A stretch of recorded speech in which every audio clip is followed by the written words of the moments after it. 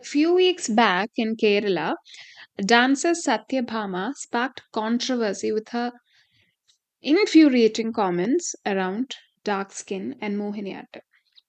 She insulted famous dancer RLV Ramakrishnan and pointed out that he is as dark as a crow and even his mother would not tolerate his dark complexion. And then she added that only handsome men with fair skin should perform Mohiniyattam. Needless to say, this has sparked a conversation around internalized colorism in our country. And today we're going to have a conversation, a much needed conversation on this topic. We have with us a special guest, my friend of over 9 years, Vani Vishwanath. Now, Vani is a super person academically and personally speaking. Academically, she has a bachelor's in communicative English, a master's in English literature, a bachelor's in education, a master's in education, and she has also qualified for the NET and the SET. So, yeah, she knows her stuff. And personally speaking, she's an amazing person. She's been a pillar of support for the past 9 years. And from our college days, we've had tremendous time talking about various things. I can have a conversation with her about anything. So, namaste, namaskaram, wherever you are. This is your host, Pavana, and you are listening to Culture Speak.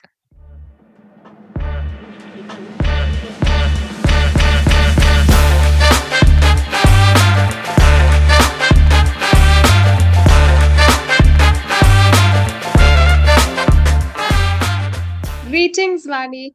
See, you have no idea how happy I am to host you. Because this even feels like a personal milestone for our friendship. Like I told the listeners before, we've been friends for over 9 years, and she has always been my number one supporter. And I believe part of the reason for this podcast is the motivation and encouragement she has given me. So I'm really happy that I can do this episode with you. We always have really fun intellectual conversations, and I'm happy that the rest of the world will be able to listen in on our conversations. Say hi, Vani. Hi, Pavna. Thank you for giving me this opportunity to talk about the most important topic I can relate to. And people especially Malayalis, have been discussing this topic a week before due to the ignorance of an artist. See, let's just dive right in. I don't want to distract the listeners by talking too much about our friendship.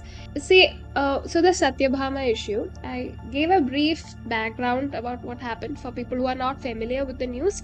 But, someone comes and openly says that this particular dancer shouldn't have done that because the comment she said was he looked like a crow. That was the exact sentence that she made, right? Why do you think it is that even though colorism is internalized, it's an internalized belief in India, even then there is a boundary where people shy from making such a statement publicly?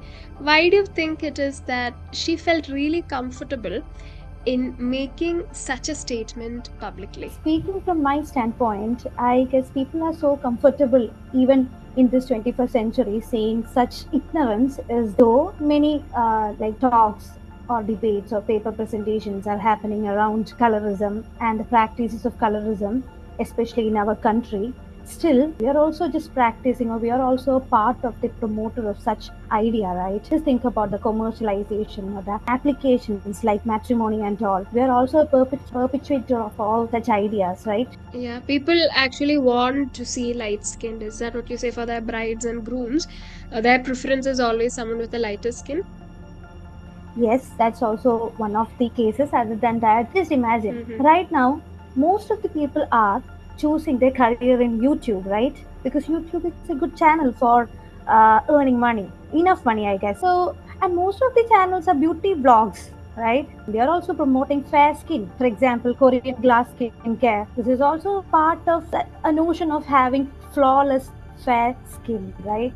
So, in a sense, you are saying that even skincare is a covered form of continuing the obsession with fair skin, as in glass skin or glow is just another term for light skin. Yes, as I see it, it is not covered. It's actually overt, I guess, because there is no Yeah, because there is no film to hide their intention to have fair skin, right? They are actually equating someone's beauty to fair skin, though they are wording it as flawless glass skin. Just think about the representation they are giving while saying flawless glass skin, right? A fair skin with no black mark at all. That means they are intolerant to have a small black dot on their face, right? I agree with that because last day I came across the channel of a beauty vlogger.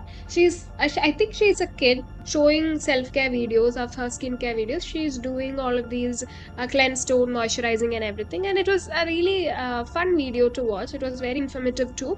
But then I go to the comment section, and then people are saying that her skin is very healthy, by the way. But then people are saying that, what are you doing? You're still dark. What use is your skincare doing? So they are proving, these comments prove that skincare, by skincare they are actually referring to looking light and fair, and they are not actually referring to the, or catering to maintaining the health of our skin. People are not bothered about that, pun intended. I feel like it's still skin deep. We are just bothered about the aesthetics and not the actual health. I think it goes to show that conversations around colorism might be too common within her friend circle or close family circle. Otherwise, why would she say such a statement openly if she felt like there wouldn't be anyone who's going to be open to that sentence or belief, right?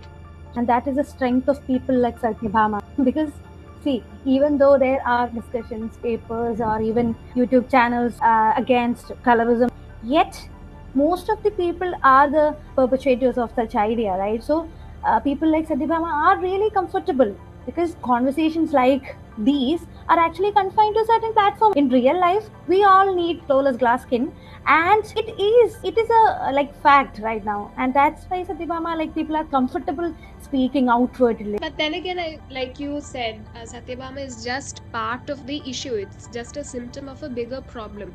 You mentioned at the beginning, it's a topic that you feel passionately about. Your father was in the army, and because of that, you've spent your childhood across different states, right?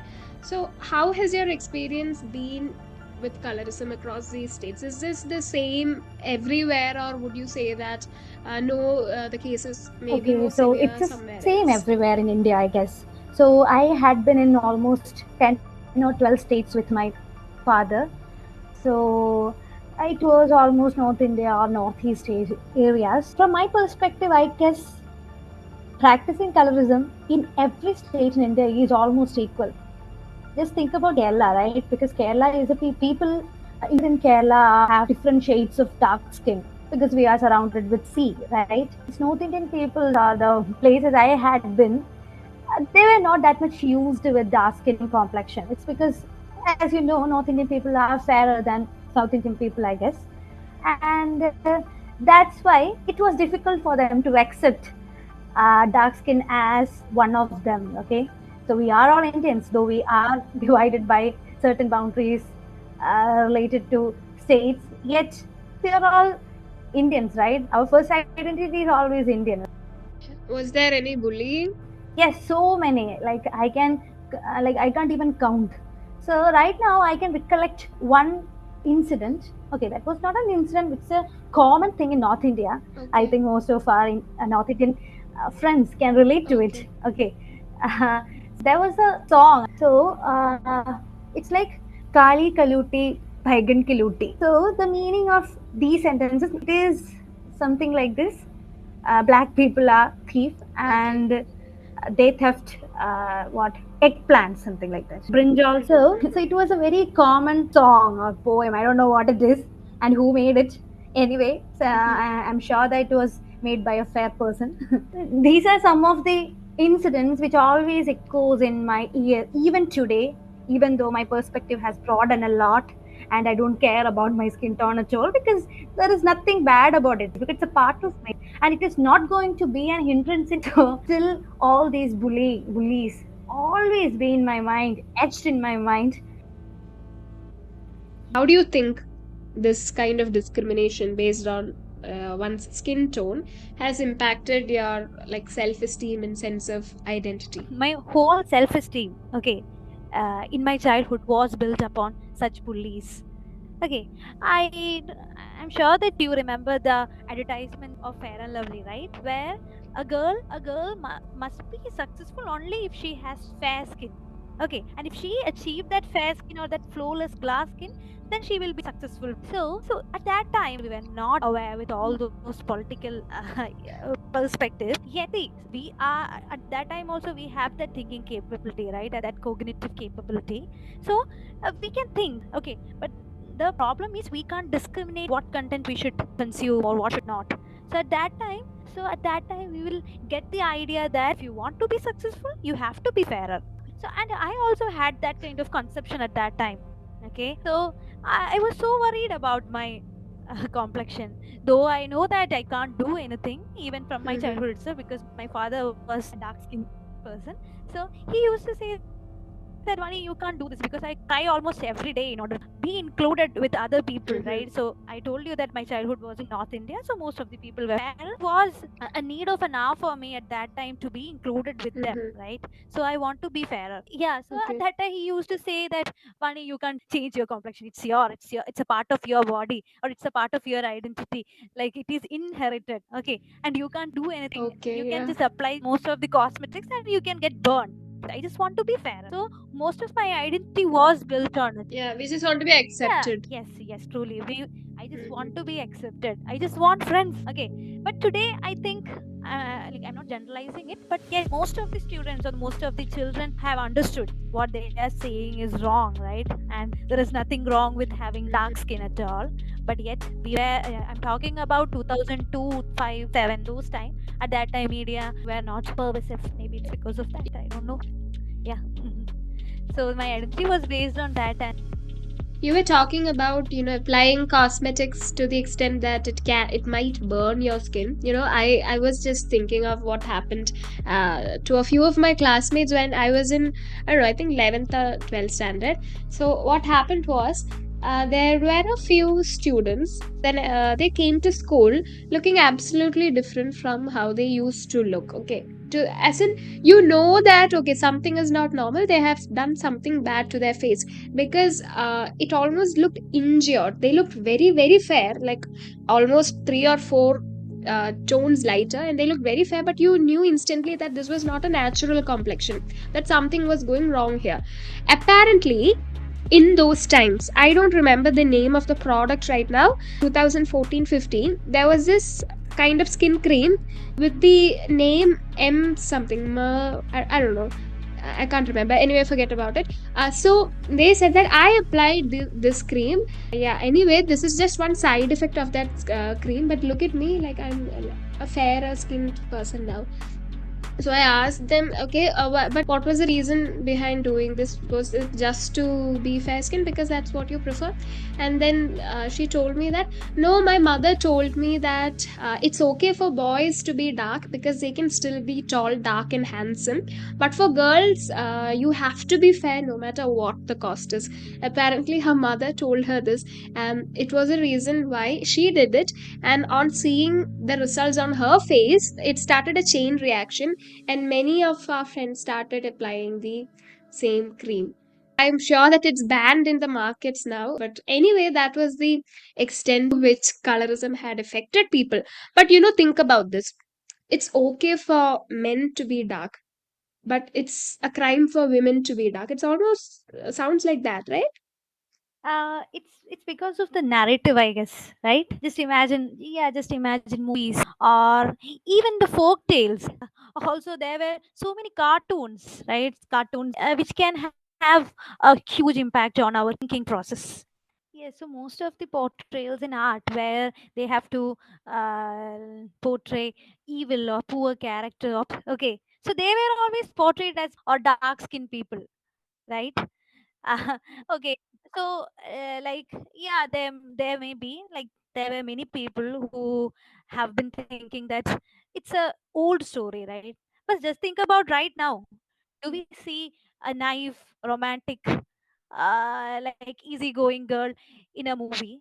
Okay, who has dark skin, right? Most of the dark skinned girls are bold and outgoing. Almost as if you're dark, you have to be bold, as if you have to make up for something. Yes, yes. Or else there will be dark skinned character in a movie if the Mm-hmm. movie is shoot in a darker palette. You know why media is giving such kind of unrealistic Mm-hmm. beauty standards to darker women or dark skinned women? Yeah, so listeners, if you can think of any female dark-skinned character who is just, just your next door girl who is just naive, romantic, and sweet, polite, and innocent, please do let us know because as far as we can remember, all dark-skinned girls are bold, outgoing. Not that it's bad, but becomes too much, it becomes a stereotype. So it's almost being formed into a stereotype at the moment. So tell us if we are wrong. If you can think of even one character, the conditions are a dark skinned girl who is just your next door girl, polite, innocent, sweet. So if you can think of such a character, please do let us know. Anyway, back to the question. Yeah, so you were saying, yeah,